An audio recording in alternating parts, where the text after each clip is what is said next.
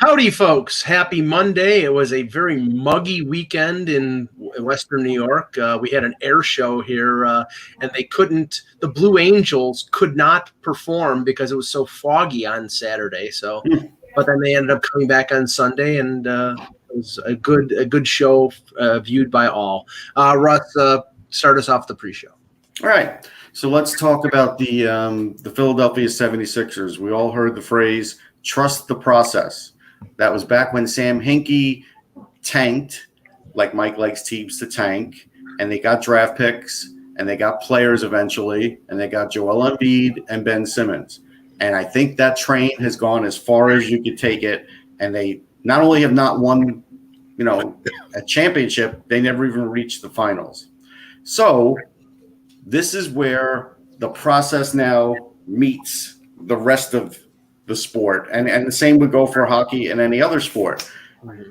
It is okay to tank, and it is okay to get what you deem as franchise players, but then if not the rest is built around, or one of those franchise players isn't one, like Ben Simmons looks like he isn't one, mm-hmm.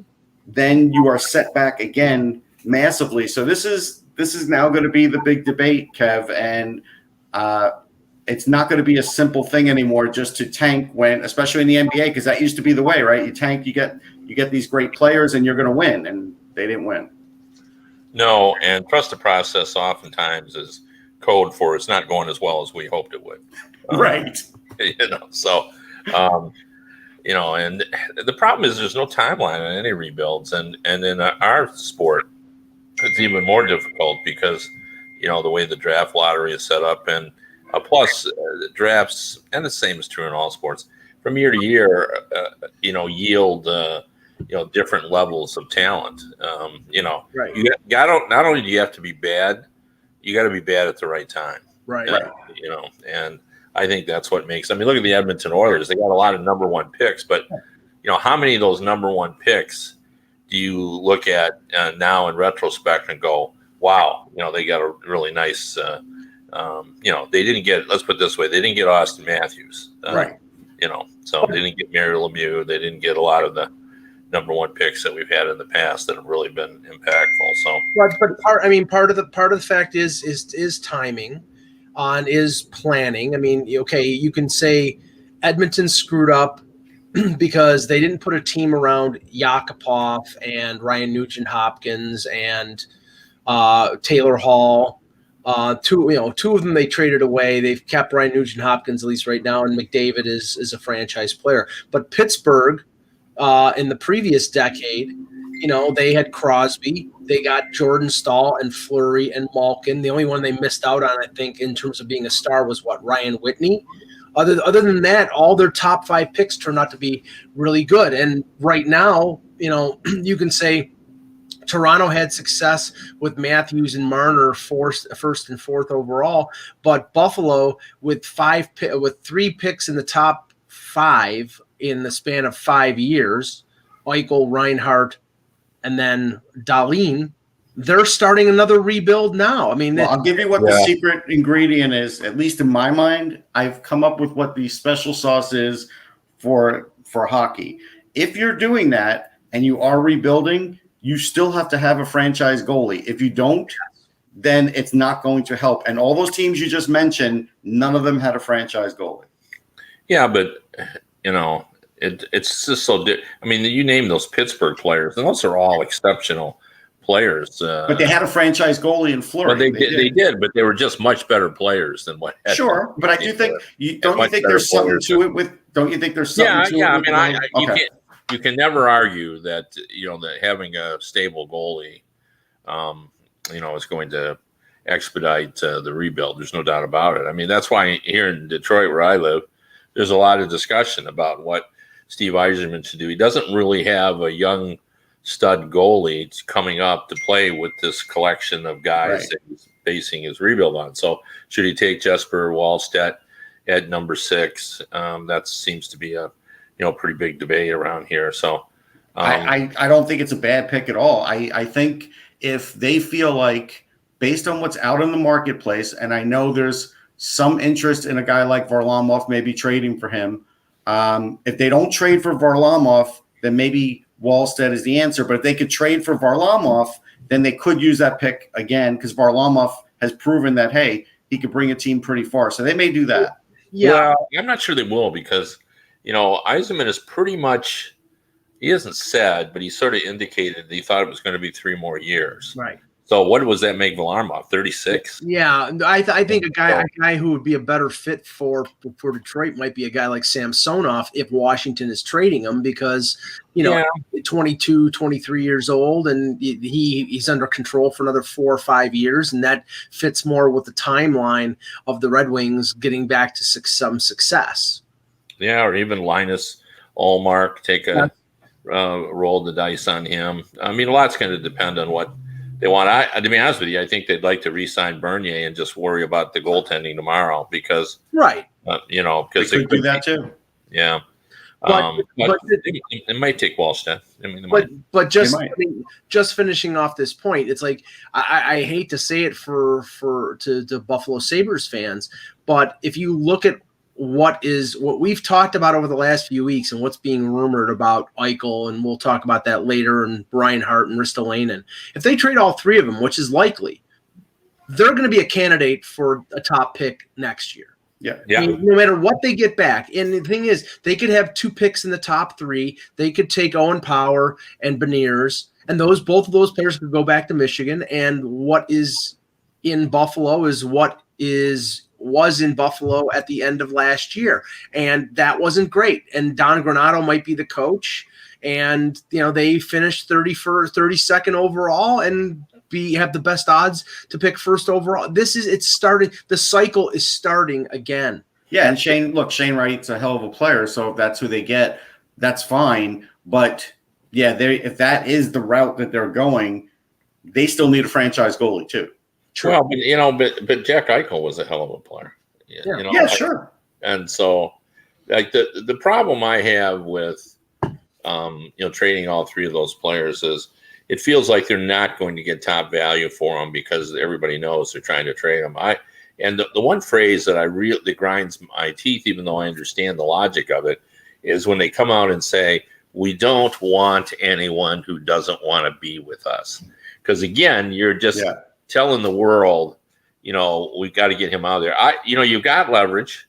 You use it. If you don't like any of the deals, right. What do you think? Jack Eichel's going to come back and play terribly? Right. So because he knows that he's not going to get out of there if no one's going to take a $10 million player unless he lights it up. And plus, we haven't heard him utter the words, "I want out." No, so. but in not so many words, that's what he sort of indicated. Well, yeah, but I mean, guys change their mind, and all I'm saying is, don't just say I'm going to get the best deal I can get now. Right. Set minimum guidelines, of what you'll accept, and if you don't get them, wait it out. I remember all. Okay, all right. One thing though, Kev, on the waited out part. How can the Sabres wait it out when they can't even decide if Eichel's getting an operation or not? Well, that's going to have to be between him and the doctors. Ultimately, it's the player's decision. But take Eichel out of the equation here because there's the medical situation. But take Ryan O'Reilly, and then we'll start the show. Ryan O'Reilly, Sam Reinhart, and Rasmus Ristolainen. What do they all have in common? They all want out. Now, they haven't said, O'Reilly was blatant when he said, basically, there's a losing culture here. I don't want to be a part of it. Reinhart and Ristolainen were a little more politically correct, but that's essentially what they said. Well, I can stay here. I can go no matter what. They have a year left on their contracts. They're unrestricted free agents. Everybody knows they're going to leave here. The point is that there's a losing culture in Buffalo that I believe comes from ownership down. And until they change that, this team won't change from being an unsuccessful franchise to a successful one. The formula is the answer is simple. It's changing that. Well, here's the weird thing. One last thing on this. It's the same owner that turned around, watched the culture turn around with the Bills that can't seem to do it with the Sabres. Same owner. And it just comes down. He hired the right guy in the right, but why can't he hire the right guy again? Yeah, I mean, I would, if you brought him into a room and the 3 of us were talking to him, I bet he would say, "I think I have hired the right guy. I mean, Okay. it's just a judgment call. Yeah. I believe he cares too much about the Sabres because that was his love. He bought the Bills because it was a good investment. He can disassociate himself from the Bills and allow Brandon Beane and Sean McDermott to run them. But I think the Pagulas have meddled since the very beginning. They fired Tim Murray because they didn't like Tim Murray's off the ice, so to speak, personality. Right. Yeah, but a lot of people around the league thought, right, he was too much. So yes, he's a little over the top. Look, I think the Pagulas are at fault here. There's no denying that. But I just don't know that you're going to get them to admit that Kevin Adams is not the right guy. That's the problem. And he might end up being the right guy, but I just don't think he's ready. Right. So. Okay, let's start the show. Hello, Hockey World. Today is Monday, June 21st, 2021. I'm Russ Cohen from Sportsology. I'm Kevin Allen from HockeyBuzz. And I'm Michael Agello, and this is the HockeyBuzzcast here on HockeyBuzz.com. All right, let's start with the game from last night. And actually, there are two games to talk about because Game 3 was on Friday. Game 4 was on Sunday between Vegas and the Montreal Canadiens. These games were sort of mirror images of each other, Kevin. On Friday, Vegas leads 2-1 late in the third period, and a big-time flub by Marc-Andre Fleury allows Josh Anderson to tie the game with, I think, a little over a minute left in regulation. And then in overtime, Anderson deftly bats a puck out of midair and scores to give the Canadiens an undeserving 3-2 win, let's just say. I mean, I thought that Vegas was the better of the two teams in that game, but Montreal full marks for the victory. Now, game 4 last night, it was the exact opposite. I thought Montreal was the better of the two teams in the first two periods. Robin Leonard replaces Marc-Andre Fleury.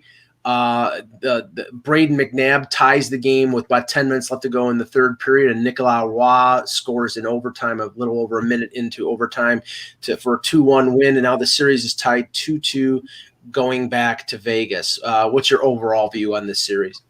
Well, I was really struck last night about how much I enjoyed the tension of that game. Like, the tension in this series is so much that it's entertaining. Like, as soon as Braden McNabb scored that goal, like, I thought it was over. Like, you could hear the series shift. Yeah. Like, a sigh of relief from Vegas, and I think they just felt they were going to win it.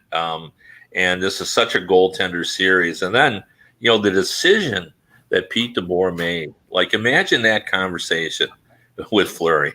Like, you're going in with all that's gone on there, and you're going in and you're walking in. But, you got to give him credit because this is such a multi-layered decision. Think about the impact on the fan base. Boy, if Peter was wrong, if Leonard had played poorly, and, he hadn't made that save against Cole Caulfield, imagine the impact on Theo Fleury. Like I said the last time we met, you just let those two guys play out. Don't worry about the salary. Come bring them back next year, until the contract expires. But now, you've obviously now saying all that. I don't know. I'm sure because of who Fleury is, he handled it professionally. Yes. But I'm sure he had to be angered by all this. He's not the only goalie ever to flub a play that cost his team an important game. Like, and then so you're going to hold that against the hundreds of great saves he's made to keep him in. So I just think all that drama, like, has created to me just such an entertaining series. And it's funny you brought up about who controlled the play, because I was thinking last night, like, it doesn't really matter who controls the play, because it's still, is my goalie going to make one more save than your goalie? Because that's who's going to win. Like I think of that game, and Leonard stopped Cole Caulfield. Yeah. He doesn't stop him. The Canadiens win that game, and Carey Price let that puck leak through him with McNabb, and that really did. Like, it leaked. Yeah. It just kind of. Yeah, there was barely any room. Yeah, yeah, and like it's once, and both goalies were brilliant. It's such an entertaining way to play the sport, and I'm totally. interested in that series and how it's playing out because it's amazing.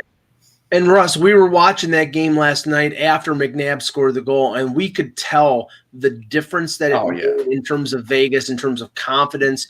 They dominated play after that goal through to the beginning of overtime, and then I don't even know if Montreal got a chance before Waugh scored. I don't think they did. Yeah. I don't remember them getting one. Yeah, you're right. They dominated the play at that point. The passes were crisp. The shots were going quick. But I'll also tell you, Kev, the one thing I had noticed up to that point was everybody was shooting for Vegas too fast. They were trying for too much of the corner, and they were all psyched out by Carey Price as a result of that because, they were all trying for the perfect shot. After the McNabb goal went in, then all of a sudden they weren't trying for the perfect shot anymore, and that may help them now for the rest of the series. It could. No, I still think it just comes down to the goalies and how well they play. And, this is I don't think it's over yet, but I think it's not. It's an important win for Vegas, obviously. And, I've always said for years, in addition to my saying is, I sort of just always discard the first game as the two teams feeling one out. The other thing I said, it always comes down to game 4. The difference between 2-2 and 3-1 is so significant that it's hard to even to comprehend what that must mean to the players. Now, this is not the first time that this has happened to Fleury. If you remember in 2017, he was the starting goaltender for the first 2 rounds, and I think the first 3 games against Ottawa, and then he got hurt. And then Matt Murray, I think Murray started the playoffs and then got hurt, but then Fleury had a bad game in game 3, and in game 4, Murray took over again, and then Murray went on for the rest of the playoffs for the Penguins' second Stanley Cup victory in a row. And I mean, the question I have here is now you've got one goalie who has carried you through 2 rounds against Minnesota and against Colorado, and I thought up until that flub in game 3 played well. But now we've got Leonard who played as good. If it's me, I continue to go with Leonard, Kevin. I don't go back to Fleury. What about you? Yeah, I don't think they will. I think, Leonard's deserved the shot. That's kind of the hockey tradition. You go with, guy wins, he keeps going. So, certainly that's the way it's going. And, if there's an opportunity, they'll give Fleury back to that. But also, like the other thing, too, the other factor for DeBoer is, imagine how the players felt about that. I bet that it was not unanimous. I bet there were players that thought, they should make a goalie switch. And I bet there were players who thought, stick with Fleury. He's the guy that got out of here. So, I bet you're right. I bet you're right. Just as, nobody was 100% aboard that move. I think probably the same was true in the dressing room. He's a very popular guy. The other element of that too, it didn't get as much play as I thought it would, was Leonard's comments afterward. Yeah. And I thought they were interesting because at first he seemed angry about it. And then by the time he got to the end of it, and then I watched it again, I thought, no, I think he was just kind of informing everybody that he, and at the end he thanked the writers for dumping on him. To be honest with you, I didn't really pay any attention to it was almost jovial, Kevin. It's like, I got here 2 hours early so I could watch you guys talk crap on Twitter to motivate me. No, we do have some breaking news. Go ahead. So my favorite NHL insider, John Shannon. The Olympic thing? Well, it's a schedule thing. I'll hold off on that. I have that. Okay. Okay, just continuing with this because this dominated the conversation on social media after the game and this morning. The complaints about the officiating. Now, I know I'm not going to spend too much time on it, but it just seems to be a narrative. Corey Perry getting high stuck in overtime in game 3. Going to the Montreal locker room after Anderson scores the goal, he comes out bleeding and he's high-fiving his teammates. Edmondson cross-checking William Carrier in the game yesterday, no call. Nosek hitting Shea Weber from behind, no call. And then they're basically battling each other, and they're not even – I don't even think there were – I think there were coincidental minors, but they'll call that. But I mean, there were tons of people, Kevin. I mean, reporters, fans alike. They're just saying, this is terrible. Now, okay, I'm a fan going back to the day where if unless you chopped off somebody's hand, you weren't going to get a minor penalty in a playoff game. That game last night, Game 4, was like that. Yeah. Well, I don't agree. I don't disagree with that. My wife was watching with me, and she just pointed out, boy, this is a rugged game, and there's no doubt about it. But I don't know what people think that the league can do here. I mean, should we just have another symposium and get all the refs together? Should we make more rules? Should we send out a memo again? Because that's always been in the past when things have gotten too far. We send out a memo, even in the middle of the playoffs, tell everybody to watch this and do this, and and then it slips again. Like it's an imperfect game, yeah, and we're going to have imperfect officiating. And I would totally be on board if someone could give me a solution. Like, should we fire every official and start over again? Like, just Dan O'Rourke. Just Dan O'Rourke should be fired. Right? Yeah. I have a potential solution. Okay. How many? And I'm not saying, look, my number one thing in life is to never write about the referees. I try not to learn their names. I don't want to know, because every sport they all get complained about all the time. So, but moving past that, there really should be almost a daily grading system on these guys. And I don't see why there can't be at least two, one for each series, that are sort of held on the sidelines and not in the action. And if you feel like one of them is failing at their job, you pull that guy and replace them with that person. And I don't see why they can't do that. They do grade them. Yeah. Well, they're not doing a good job grading. We know that for sure. They grade them during the regular season, and you gain playoff games based. Right. But do they grade them in the postseason? Oh, I'm sure they do. I mean, I don't know that specifically, but they're constantly graded. And they move on, but even that's subjective. Like they would get a lot of them would get a frowning face right now, Kev. They would. Yeah. Well, I mean, I can't disagree. I mean, because we all see calls where we're going, but I just don't know that there's any way. I do remember, and I still laugh about it, but Brian Lewis was the director of supervisors. And I remember specifically, he looked at me and he said, "Kevin, don't you think if we could find better referees, we'd hire them?" and the answer is obvious. Well, yeah, they would. So these are the best guys in the world. And for the most part, they do get it right. But it's a tough game to officiate.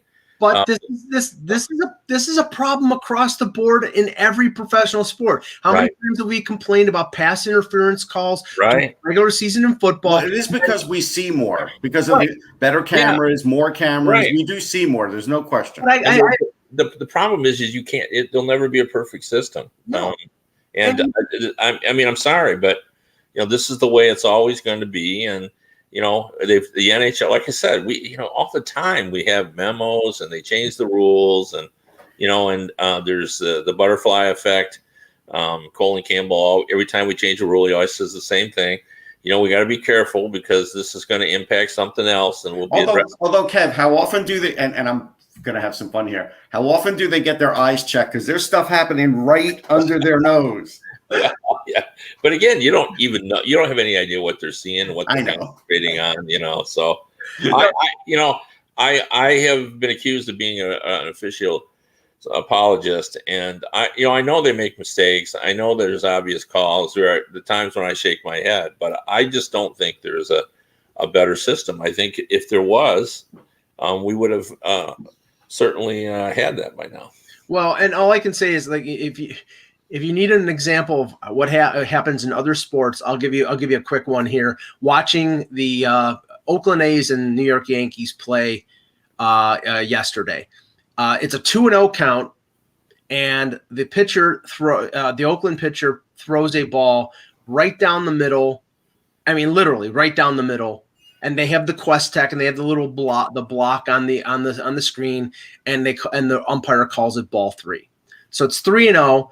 And the pitcher then throws a pitch that was about, I would say, 5 to 6 inches inside the box on a right-handed hitter. And he calls it strike because it's 3-0 and the pitch is too close. That's what I mean. It's like the pitch before was a strike. They called it a ball. The pitch after was a ball. They called it. I'll tell you what a coach told me, Mike, and this is something that I believe to this day, and I don't know if it's stressed enough in all sports.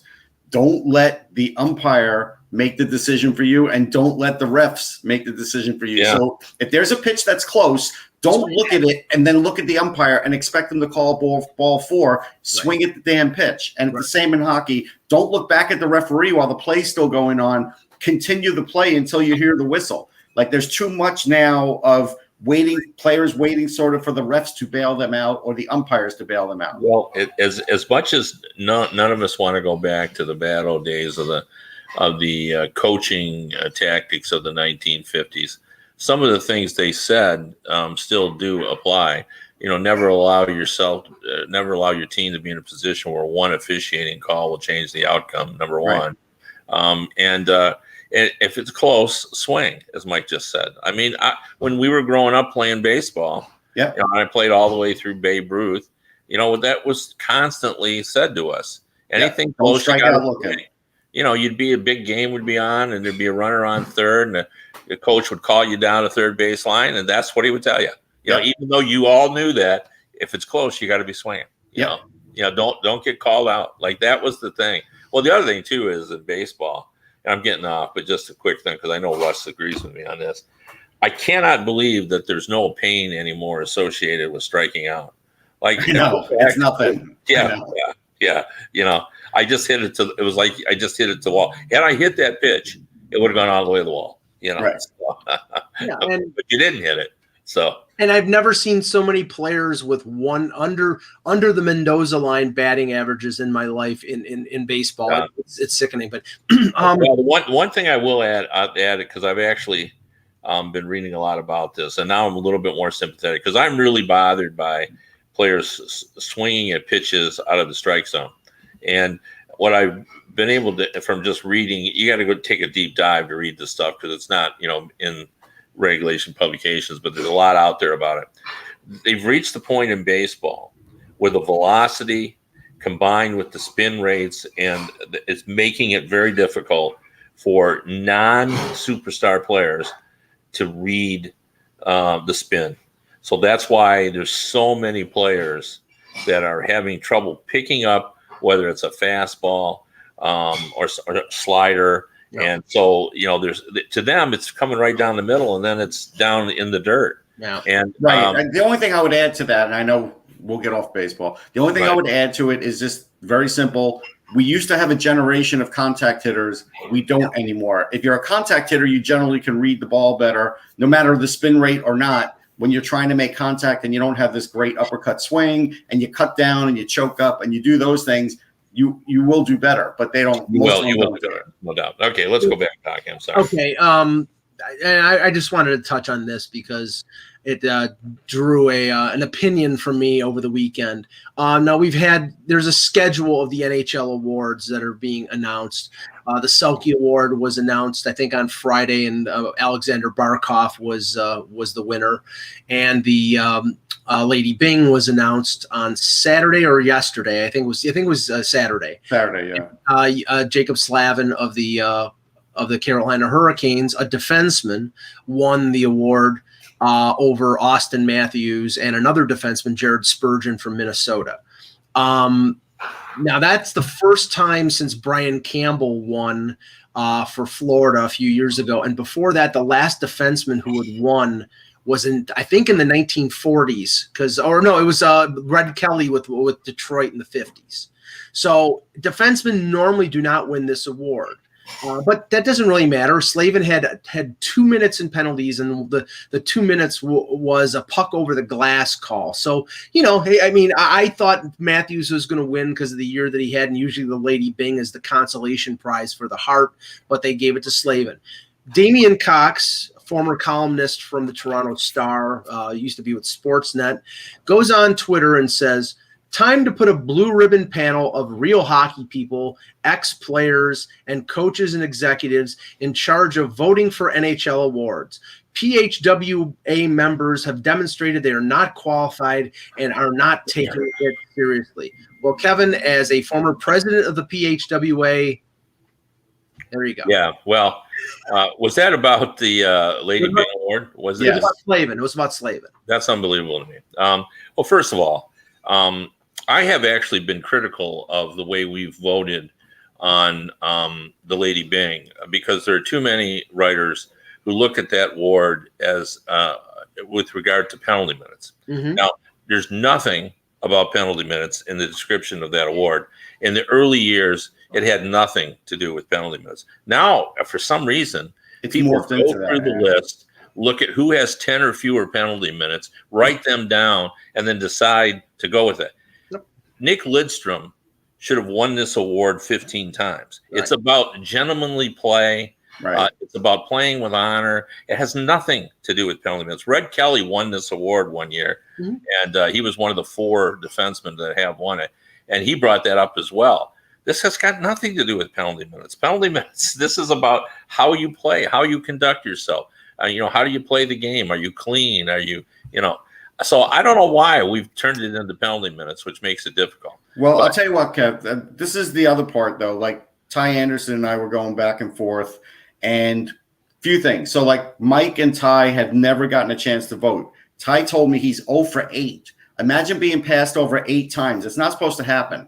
Yeah. This year, they cut down the vote, which is fine if that's what you wanted to do. But what they ended up doing, Kev, was making it more regional than they thought they would, because 30% of the vote came from the Athletic. Now, the problem there is a lot of the Athletic is located in the north. And so, again, you still ended up having that problem. You end up having another problem where how many people voted that never even went to a game this year? They couldn't get to a game. They didn't see a game live. There were a lot of people like me. Now, I've gotten to vote a lot of times, so I'm not complaining. But I'm just saying you would want a fair amount of people, I think, that actually attended games to be voting on this too, because you don't know how often they're flipping channels and not watching full event features. Like I just look at it and I said, you know what?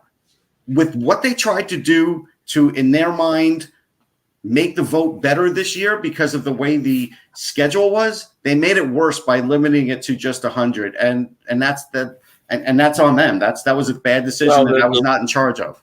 Well, I was the one who really increased the number of ballots because you when you have too few, 1 or 2 bad ballots can back when I first started, we were in the voting numbers in the 50s. So if you have one person leave Raymond Borick off the ballot for Norris, it had a tremendous impact. Yeah, so 5 people left Bergeron off the ballot, I believe, and kept him from winning the Selke. Now, I'm not saying he should have been a slam dunk to win it, but I'm saying, why would you leave Bergeron off the ballot? Well, you know why, Russ? You know why? Because he's won it enough times already. I know, that's why. That's nowhere in the criteria. Right. That's why when people say, well, I'm going to, this guy's 24 years old. I'm not going to vote for him. There's nothing in the criteria.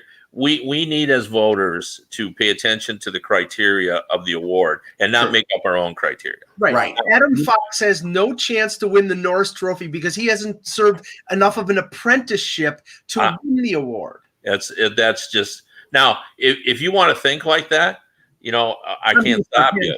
But don't publicize that. Not you personally. Right.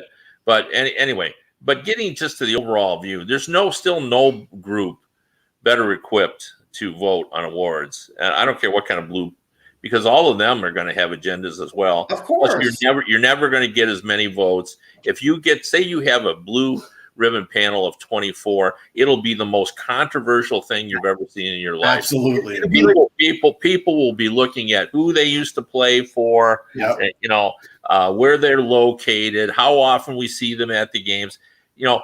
We are their best option. Maybe you don't like it, but I also would say for the most part we get it right. Now, is it perfect? No, but do we have guys that don't include Bergeron? Yes, we do.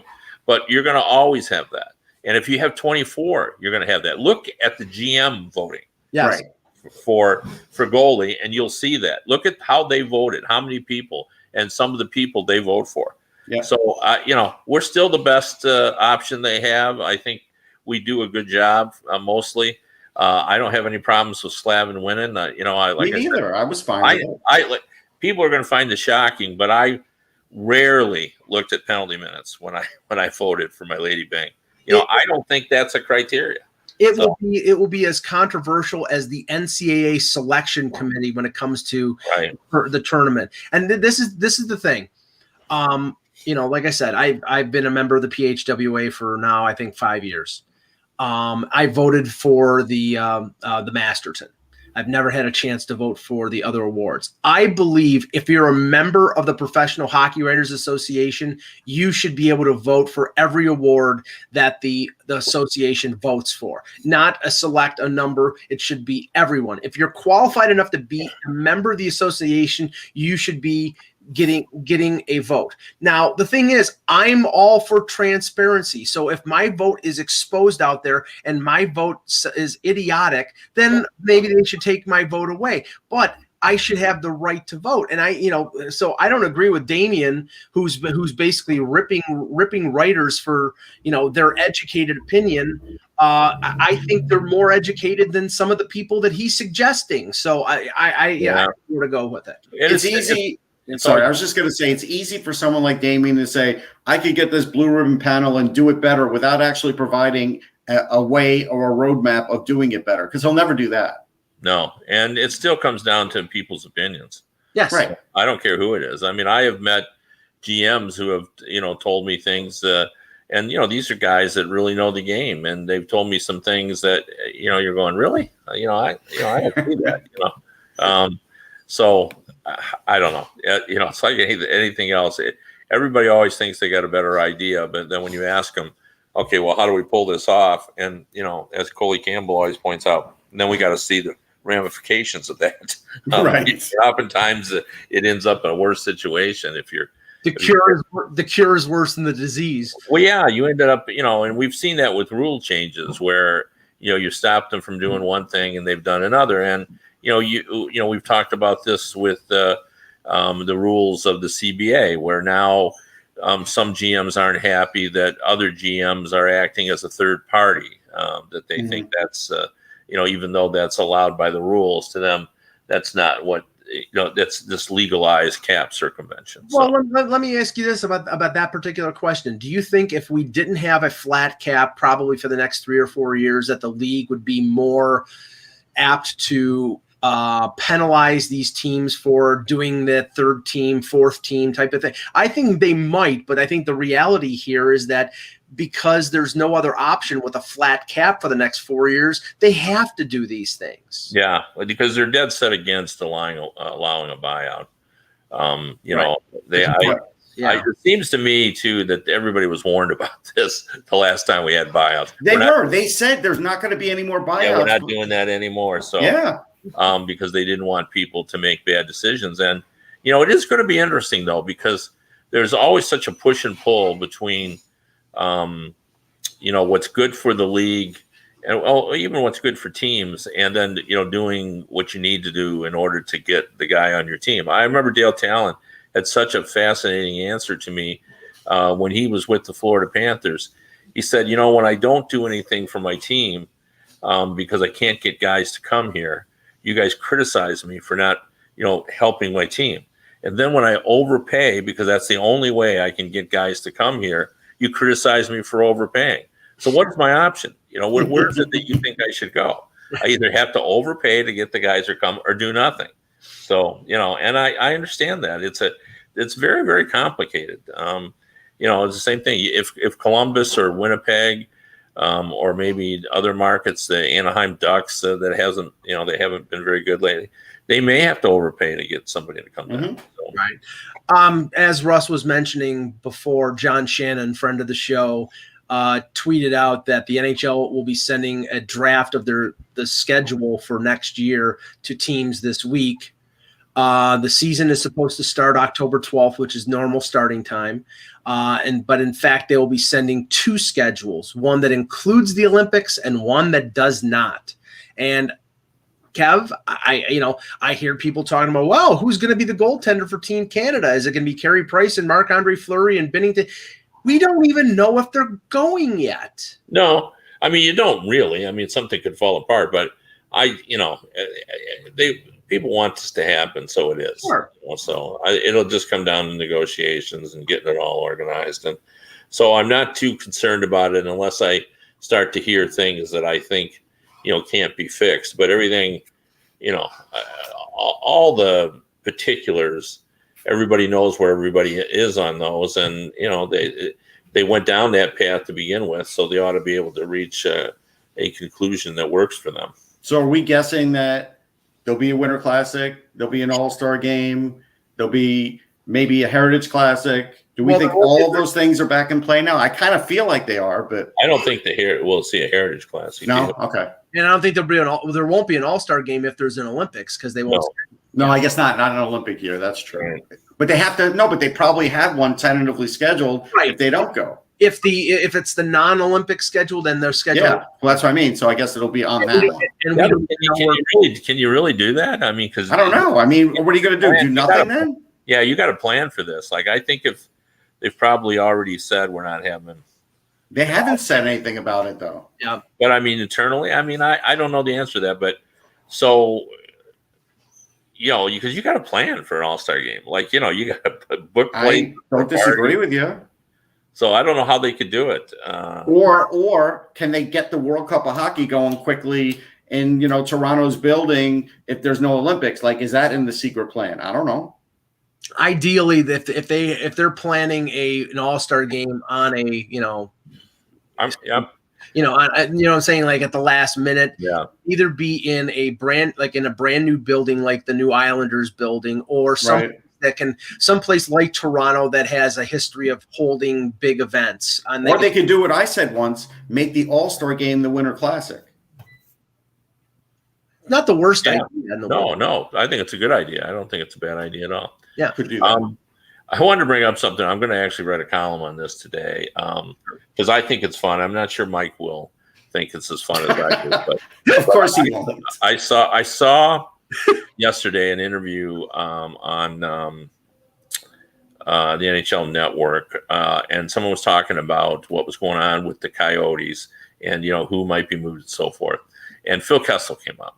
And Phil Kessel has a contract, and I didn't quite get all the details, but it sounds like he gets like a bonus paid to him on July 1st, and then what he's going to be owed for next season is next to nothing. And I started to think about Phil Kessel, and I just started to smile.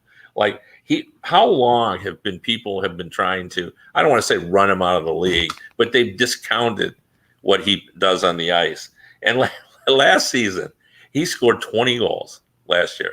Yep. Here he is. I mean, it's the most unlikely looking hockey player I think you're ever going to see. And he was a 20-goal scorer in a 56-game season. Mm-hmm. And I just think about this. There's going to be some team out there that's going to look at that, and they're going to say, $1 million, Phil Kessel. I'm bringing him in. How many teams are looking for secondary scorer? He's got an $8 million cap hit, but 1.2 of that is deferred to the Leafs, so it's a $6.8 million cap hit. The money paid out is $6 million, $1 million in base salary, $5 million in signing bonus that will be paid to him the beginning of the hockey year, which I think is July 28th. That's the beginning. Right. So he's $1 million for a team that is cap strapped and has cap room. He's perfect. Well, here's the other crazy thing. All right, this is you could find anomalies all over the place with Phil Kessel. There's no question. I mean, he's gonna get 1,000 points. He only needs less than 100. He's gonna have 400 or 500 goals. But now, looking at this last season, he had a crazy amount of even strength goals. For sure. And but you'd expect him to be power play goals. He has scored an average of 25 goals a season. No, but 14 of his 20 were even strength. You would not expect that for Phil Kessel either. No. He just defies logic. He does. And if I'm Phil Kessel, I'm proud of my career. Oh, you should be. I mean, people just keep writing him off, and everything else, but look at him, Well, yeah, exactly. Look at him, Kevin. They took a picture. Well, I don't know what milestone it was, but the Coyotes put out a picture on Twitter, and he looked as doughy as me. Close. He looks like a insurance salesman, or he looks like the guy that works on my car down. Yeah, he's every man. Yeah, he really is, and I say go Phil, go. That's my take. Go Phil, go. He can still go out there and get the job done, can find those soft areas in the offensive zone. I mean, Get honestly, that shot off. So, it would make sense for a team like Minnesota who's looking for scoring he's got 1 year left in his contract. The cap hit's not ridiculous. I mean, there are 3, 4, 5 teams I could think of off the top of my head that need to add offense that, a 1 year fix like that would make sense. Now, I was going to bring up another Coyote because his name is beginning to pop, and that's Oliver Ekman-Larsson. Yeah. Let me make one more comment about Phil. Wouldn't it be ironic if the David Poile went after Phil Kessel? Because I think he was the one that didn't put him on the Olympic team, right? Yes. Yeah, I think you're right. Yeah, that was the one that hope I'm right on that. It was one of the things where he sort of made a comment on Twitter afterward when they were having trouble scoring goals or something like that. But yeah, I just think because he would be a good fit for the Predators. He would. They need he would be the real test because every other person they brought in has gone down in goal production. If Phil Kessel could score 20 there, then it means it could happen. If he all of a sudden goes down, then the Nashville Predators have a problem. Russ, he's not a fan of hot chicken, so they don't have to worry about that. They make hot dogs around the world, Mike. Yeah. All right, Oliver Ekman-Larsson. Yes. Boy, it's going to be a lot harder to trade him this season because obviously he's not coming off a superior year. And now I don't know. Like I think the list of teams, first of all, the list of teams that can afford his salary, almost non-existent. And right. I heard that the approach now would be, now we're just going to make a deal and take it to him and see if we can get him to do it, which makes some sense. They tried it last year the other way and it didn't work. So now see what you can do. But I don't think it's going to be easy making that deal. And just because of the circumstances of the flat cap and everything else, who can take $8 million and is willing to do it for a guy that didn't play as well as he did the previous season. So, well, you do get cost certainty with him. And if they were to eat some salary, that would help. But the other thing, Kev, is just having his name out there now sort of gums up the works for Seth Jones and for Savard and for everything else because it's a distraction. Yeah, but you know what? They're all, I don't want to say free of charge because you're going to pay but it doesn't cost you anything extra to sign them other than their salary. So he's in a different category. Not Seth Jones. Seth Jones, you have to pay. You have to trade for too. So right, that's what I'm saying. You gotta. Yeah. Not Seth Jones. Yeah. You do got to pay for it, but they're in a different category. But there's a secondary level here because Seth Jones. I mean, we know how great he is, and he's going to get interest from 10 teams probably. But there's a secondary market after Jones, like Matt Dumba from Minnesota, like Morgan Riley possibly from Toronto with a year left in his contract. Ekman-Larsson's got, I think, 5 years left on his deal at least. Right. At $8 million a pop. You're right, Kev. There are not many teams that can afford that. On his list last year was 2 teams, Boston and Vancouver. Vancouver doesn't have the cap space. Boston might be interested in that move because defensively, after losing Chara, now obviously Ekman-Larsson's a completely different player than Chara, but they are missing that sort of linchpin number 1, number 2 defenseman who can eat minutes, and Ekman-Larsson can do that. If there's interest there, then they might be able to work out something involving DeBrusk and a couple other players that would work. Kev, let me ask you this. If you're Ron Francis and you think you could sign Dougie Hamilton and you'll have a ton of assets and you think you could trade for Ekman-Larsson, you have to get to the cap floor. That could be a hell of a way to start off a franchise. Yeah, I mean, the approach, a lot's going to be depend on what Coyote's viewpoint is in terms of is their expectation that they're really making a hockey trade, or is their expectation is we want to get rid of this large salary? Right. If you're just trying to get rid of this large salary and the cost is not great, then I guess there's a possibility. If you think you're now, like last year, I think they thought they were going to make a hockey trade. Yes.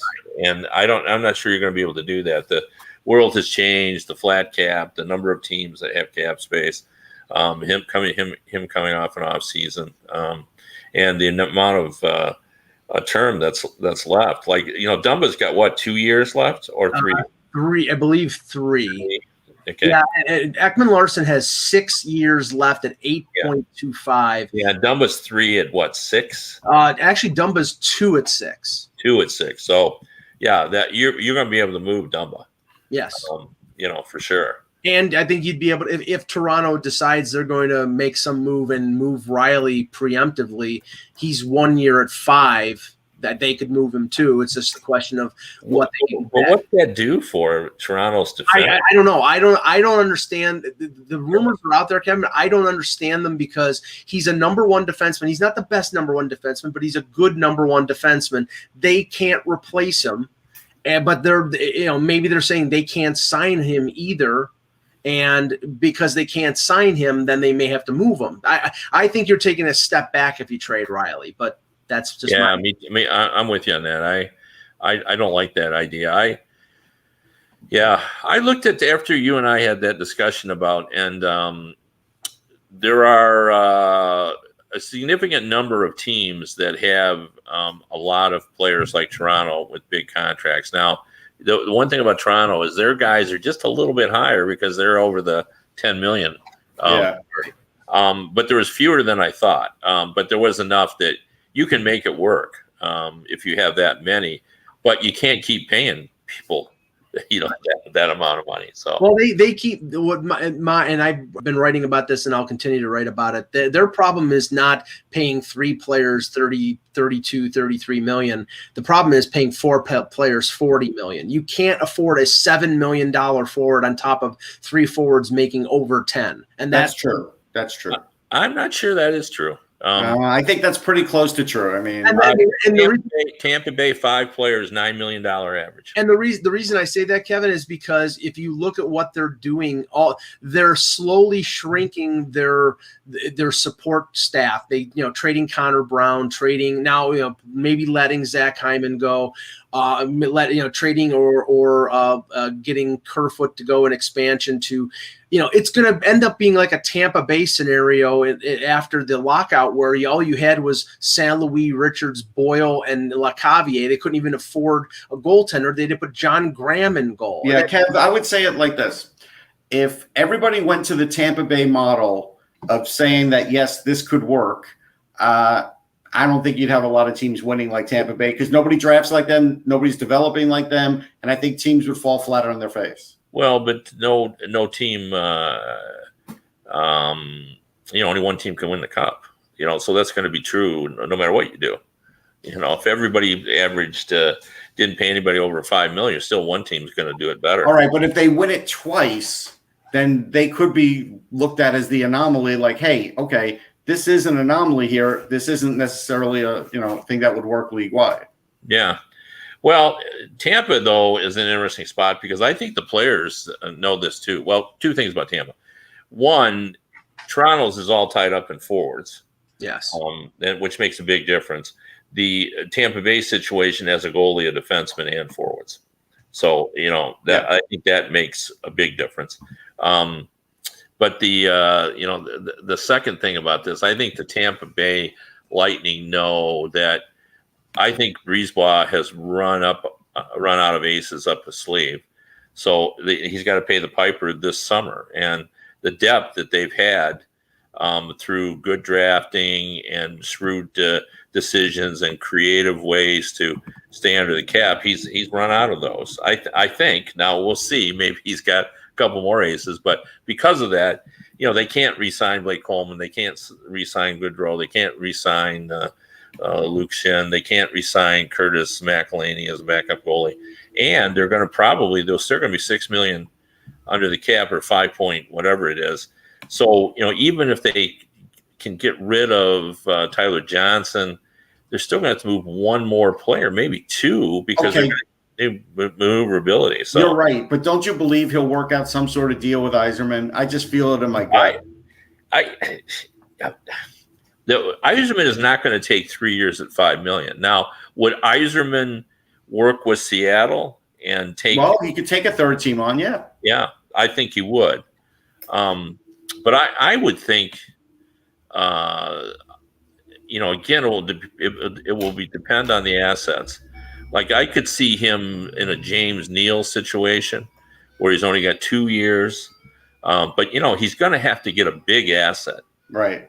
back. This is not a 4th-round deal like No.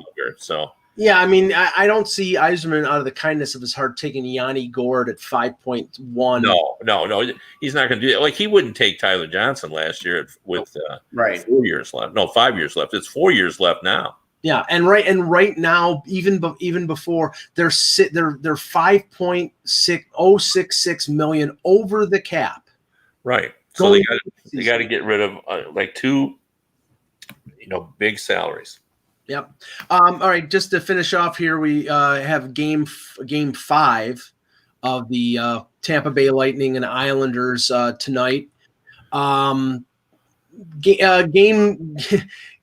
Game 4 was bizarre in the fact that the Islanders had a comfortable 3-0 lead, and then I think sort of went to sleep in the third period. And Tampa Bay closed it to 3-2, and Kevin should have tied that game if it weren't for the heroic exploits of Ryan Pulock on that play. Yeah. That was an unbelievable play.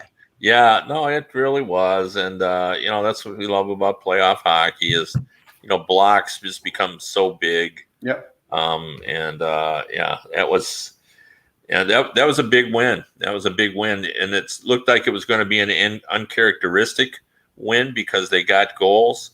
Although I looked today, and as hard as this is to believe, in this postseason, the Islanders are outscoring the Tampa Bay Lightning. Right, but you know how they're getting them. Most of their goals are not coming at the way that Bailey did it. Most of their goals are coming around the goal crease where they're just pounding away at it and getting them in, which is fine. But I think if Tampa could somehow lessen that really helps them. The other thing, Kev, is I do think the Islanders' defense does tire out. And I think that's where Tampa was taking advantage because I noticed that in that third period, they were like, all right, you know what? We're going to stretch the ice a little bit here. We're going to start passing a lot, getting these guys moving. And it did seem like, because, again, the Islanders do shorten their pairings, and it did seem like those guys were just a little bit tired at one point. Yeah. It's Scotty Bowman used to tell me that back when the left wing lock was all the rage and the neutral zone trap, he'd always say, that's an offensive system, not a defensive system, because the defensive moves are designed to create turnovers to result in offensive, charges up ice. So that's how the Islanders maybe are a better scoring team, is they've played strong enough defense that they've created a lot of chances offensively. And coaches always used to say that. Do they say that anymore? That good defense creates offense? I don't know whether they say that anymore, but they use different terms like transition or counterattack or whatever. It's, who knows? Mike, I'm going to be sending the link to Eck. I think he's got something. So I know I'm sending a link for the show for Eck, so don't sign off yet. Okay, we have only a couple minutes. Yeah, but we can go a little over. That's right. I forgot to send Eck the link, but Eck is in San Diego right now on vacation. So I texted it to him. Oh, okay, good. So no, I mean, game 4 was a little less of one of these games that I think there was not as much physicality. No, it was, I think maybe they got the message because I think it was a bit over the top. And if it had continued to go that way, I think one of these teams would be heavily penalized. And then if you give Tampa Bay too many chances on the power play, I think that you're signing your death warrant. Yeah. This series has been entertaining, but Game 4 was just different than the other games. There's no doubt about that. I love the fact. Are you actually on the plane still? Yeah, I guess he is. Yeah. Wow. Can you hear us? Yeah. I can hear you. I can hear you. Yeah. That's amazing. Are you at 35,000 feet? I am. Wow. Eklund live from 35,000. Is this a first for this? It is. I think so. No, somebody's done it before. I think. Really? On this show? No. Can you hear me? Yeah. We're almost done with the show, so if you got good. Like this is quite extraordinary. Ex-private it was jet. possible. This is amazing. Yeah. I just wondered if it was possible. Here's the it is possible. Here we go. Yeah. Can you get me Yeah, some I just wanted peanuts? to give it a go. Can you get peanuts yet? If you can, I'd like some peanuts. No, I want those Usually wish I could. coffee biscotti that they always serve on the planes. They're fantastic. You want to see the dog sitting next to me? Hold on. A dog? There's a Yeah, dog sure. sitting Let's next see to me. the Yeah, poodle. Here we Yeah. go. Okay, here we go. Let's see if I can get this to work. It's the buzz. Actually. There you Oh. go. Your flight has gone to the dogs. Uh-oh. Yeah, I could not bring my dog on a plane. They would No, not. I wouldn't either. All right, Ak, we're gonna end the show here, but I'll send you the link tomorrow. I forgot to send it to you today. Okay. All right. I'm taking prerogative. I'm gonna exercise some executive prerogative here and end the show. Yeah, So- just cut them off. All right. All right. For the altitude for Eklund at high altitude, for Kevin Allen, for Russ Cohen, I'm Michael Agello. Thanks for watching, and remember, without the buzz, it's just hockey.